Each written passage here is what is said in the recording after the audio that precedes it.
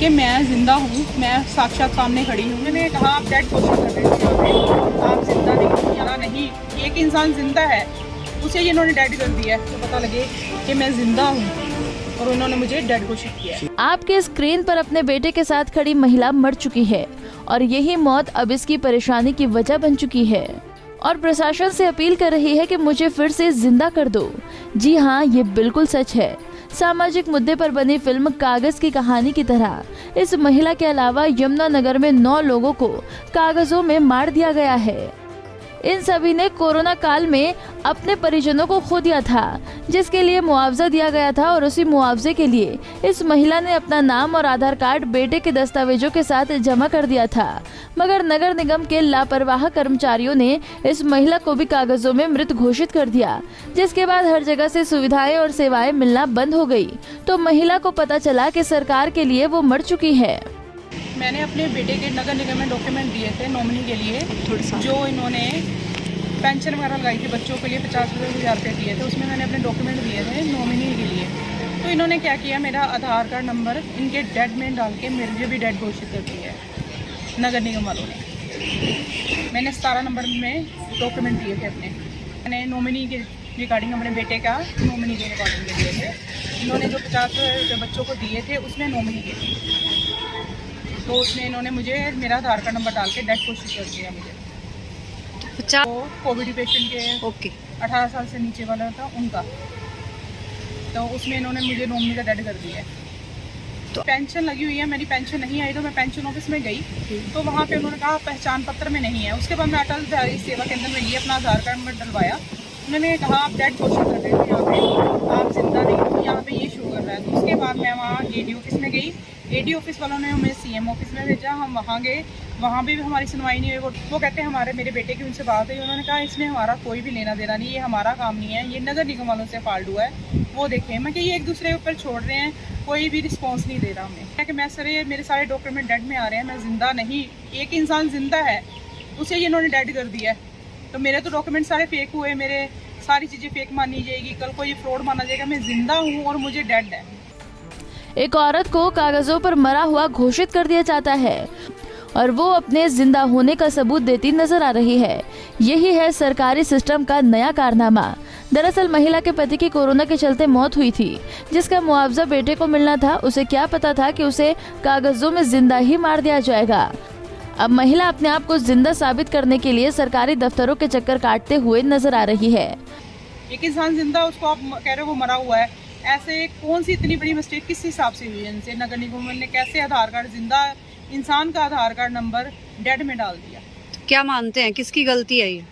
AD office वाले कह रहे हैं कि नगर निगम वालों ने कि आप CM ऑफिस में, और CM ऑफिस वाले कहते हैं हमारा कोई इसमें लेना देना नहीं, हम तो आपकी लेटर आगे भेज देंगे, आगे देखो चंडीगढ़ जाएगा, चंडीगढ़ से क्या रिस्पॉन्स आएगा। उन्होंने हमारी लेटर लिखवा ली थी, तो हमने वो लेटर उन्होंने दे दिया। एक दूसरे के पास भेजते जा रहे हैं पर रिस्पॉन्स कोई नहीं है यहाँ पे। उन्होंने AD ऑफिस में मुझे तो कहा गया है कि काफ़ी लोगों को इन्होंने आधार कार्ड डेड में डाल दिया है। AD ऑफिस में उन्होंने ये बोला मुझे, वहाँ जो बैठा हुआ था लड़का, तो उसने मुझे आंसर दिया। फॉल्ट तो हमें वहीं से पता लगा, AD ऑफिस से ही पता लगा। AD ऑफिस ने हमें CM ऑफिस में भेजा था, पर रिस्पॉन्स कहीं से नहीं है हमें। तो अगर ये कोई छोटी बात तो है नहीं, एक जिंदा इंसान को डेड घोषित किया जाए, तो मुझे सारे डॉक्यूमेंट डेड है, मुझे कितनी दिक्कत होगी लाइफ में, आप बताओ।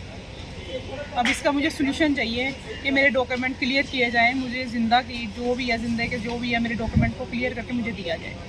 AD office, CM office, city magistrate office, हम सब जगह, हमें जहाँ जहाँ भेजा गया हम सब जगह जा चुके हैं, पर हमें रिस्पॉन्स कहीं से नहीं है।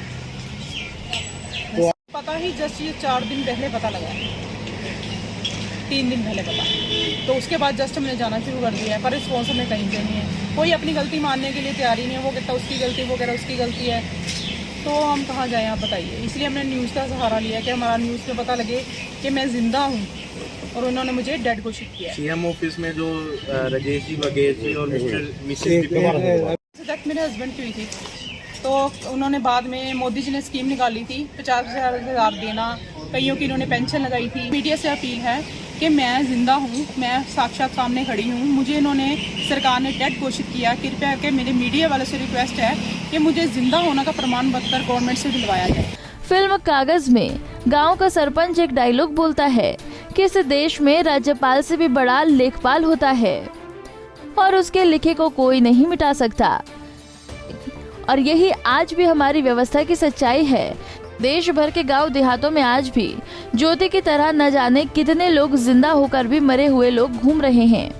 लोग पूरी जिंदगी अदालतों के चक्कर काटते हैं, लेकिन कभी खुद को जीवित साबित नहीं कर पाते और कागजों में मरने के बाद वास्तव में मर जाते हैं। नगर निगम की इस गलती की वजह से जब परिवार पहचान पत्र से ज्योति का नाम कट गया और पेंशन बंद हो गई, तो उन्होंने अलग अलग विभागों के चक्कर काटने शुरू कर दिए। कल जब मैं अपनी माताजी के साथ ओल्ड एज होम में गया था, तो इन्होंने जैसे बताया मेरी माताजी ने कि जैसे जैसे दुर्घटना घटी, तो हम उसके बाद CM ऑफिस गए, तो और मैंने चीफ मिनिस्टर रेजिडेंस पे भी फ़ोन करा था, और वहाँ से भी उन्होंने वहाँ उन पे PA हैं, उन्होंने फ़ोन उठाया और उन्होंने कहा कि ये कोई बड़ा इशू नहीं है, ये सबके साथ हुआ है, वो देखेंगे हम जब भी ठीक होगा। तो कोई कहाँ से कोई पक्का रिस्पॉन्स नहीं आ रहा, और किसी ने कोई रिस्पॉन्सिबिलिटी उठाने का, जिम्मेदारी उठाने का कोई हमें गाइडलाइंस नहीं दी। और इसलिए मैं इस मीडिया से अपील करता हूँ, और ये कितनी बड़ी बात है, किसी मृत जिंदा आदमी को मृत घोषित करना, ये बहुत बड़ी गलती है उनकी, जो कर्मचारी अधिकारी हैं, सरकारी अधिकारी, ये सरकार की भी नहीं, उनकी बहुत गलती है, और कोई किसी ने हमारी सहायता नहीं करी। तो इसलिए मेरी एक विनती है मीडिया से कि मेरी माता जी जो जिंदा हैं, उन्हें एक बार जो उनका नाम फैमिली ID में से हटाया गया है। ज्योति को सरकारी योजना का लाभ मिलना बंद हो गया, परिवार पहचान पत्र से उसका नाम कट गया और मामला अधिकारियों तक पहुंच गया, जिसके बाद अब इस मामले की जांच शुरू हो गई है। लेकिन ये गलती किस स्तर पर हुई है, अभी जांच में ही साफ हो पाएगा। पूरे मामले में यमुनानगर के ADC रंजित कौर का कहना है कि उनके संज्ञान में ये मामला आया है।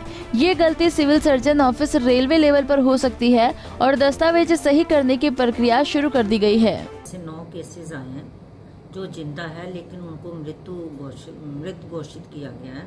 जो ये कोरोना के टाइम में जिन पेशेंट्स की डेथ हुई, उनका जो रिकॉर्ड है वो CMO ऑफिस में होता है। जैसे ही वो अप्लाई करने जाते हैं, जो कंपनसेशन मिलता है, तो वो उन्होंने जो हमारे एप्लीकार्ड्स थे, उन्होंने अपना आधार कार्ड दे दिया, ना कि जो डिसीज्ड थे उनका आधार कार्ड दिया। तो इसके लिए जो डेटा यहाँ से ऊपर गया, उन्होंने वो डेटा जब उठाया तो उस डेटा में उस आदमी का खुद का आधार कार्ड नहीं था, आधार कार्ड उसका था जो जीवित था।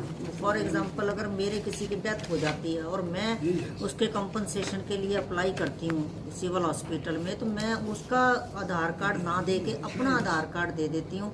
तो इसी बेस पे ये गलती हुई। अब इस मामले में सभी विभाग अपना पल्ला झाड़ते हुए नजर आ रहे हैं, लेकिन सोचने वाली बात यह है कि सरकार किसी भी योजना का लाभ लेने के लिए कई तरह की प्रक्रिया से निकलना पड़ता है। ऐसे में ऐसी गलती होना कहीं न कहीं विभागों के कर्मचारियों और अधिकारियों पर सवालिया निशान लगाना लाजमी है।